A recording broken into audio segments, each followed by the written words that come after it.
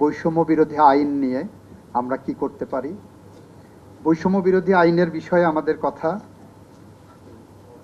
আমরা যে কোনো আইনকেই বৈষম্য করে থাকে এরকম কোনো আইন থাকলে সেটা আমরা বাদ দিচ্ছি, বাদ দেওয়ার উদ্যোগ গ্রহণ করছি। আর যদি কোনো আইন বৈষম্য করে থাকে দেখা যায়, বাদ দেওয়ার পরে যে আইনটা থাকবে সে আইন means it is applicable for everyone. সুতরাং কোনো আইন কোনো জায়গায় বৈষম্য সৃষ্টি করলে সেটা যেমন আমরা বাদ দেওয়ার চেষ্টা করব, ঠিক একইভাবে ওই আইনটা সমান্তরালভাবে যাতে প্রয়োগ হয় সেদিকেও আমরা লক্ষ্য রাখব। আমার কাছে দুইটি প্রশ্ন এসেছে সাংবাদিক বন্ধুদের কাছ থেকে। সেটা হলো, রামিসা হত্যা মামলায় চার্জশিট কবে প্রদান করা হবে? বিচার কার্য শেষ করতে কতদিন লাগবে? আমরা প্রতিশ্রুতিবদ্ধ, মাননীয় প্রধানমন্ত্রী বলেছেন একটা বিচার যত দ্রুত সম্ভব শেষ করা আমরা তার মধ্যেই করব। আমাদের সামনে একটা উদাহরণ হিসাবে আছে মাগুরার আসিয়ার মামলা, 1 মাসের মধ্যেই মনে হয় শেষ করা সম্ভব হয়েছিল, 3 মাস লেগেছিল।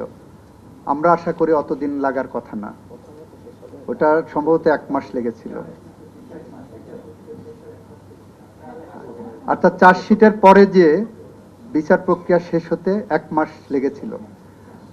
আমাদের সামনে একটা উদাহরণ আছে, 1848 সালের একটা উদাহরণ আছে।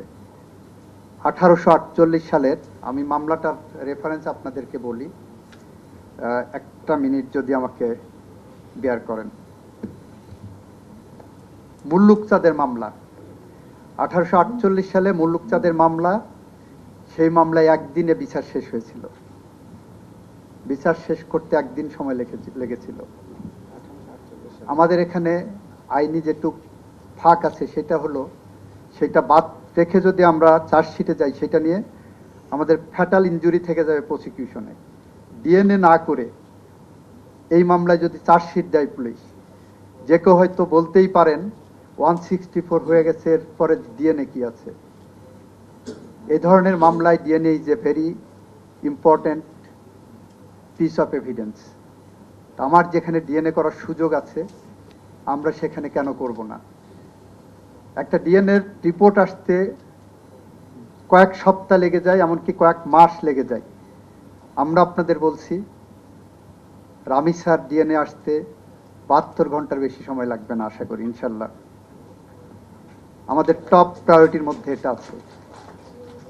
এবং ডিএনএ রিপোর্ট আসার সাথে সাথে 25 তারিখ থেকে সরকারি ছুটি, যদি আমরা ডিএনএ রিপোর্টটা তার আগে পেয়ে যাই, আমরা আশা করি তদন্ত যে গতিতে আগাচ্ছে, আমরা ঈদের আগে যদি চার্জশিটটা দিতে পারি, ঈদের পরপর আমরা বিচারিক প্রক্রিয়া শুরু করতে যা যা কর্মসূচি আছে সব কর্মসূচি গ্রহণ করে এই বিচারটাকে ত্বরান্বিত করার জন্য প্রসিকিউশনের পক্ষ থেকে যতটা ডিউ ডিলিজেন্স দেখানো সম্ভব, সাধারণ জনগণ, দেশে বিদেশে মানুষ এই বিচার শেষ করতে যতটা প্রত্যাশা করে, আমরা আশা করি সেই প্রত্যাশা পূরণ করতে আমরা সক্ষম হব।